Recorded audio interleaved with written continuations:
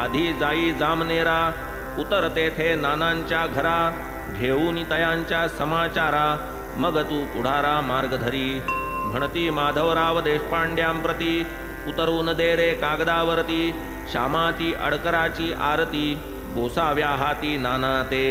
मग गोसाविया उदी देती आणि थोडी पुडीत बांधिती पुडी देऊन त्याचे हाती बाबा पाठविती नानास वदती ही पुडी आणि ही आरती नेऊन देई नानांप्रती पुसूनी क्षेम कुशल स्थिती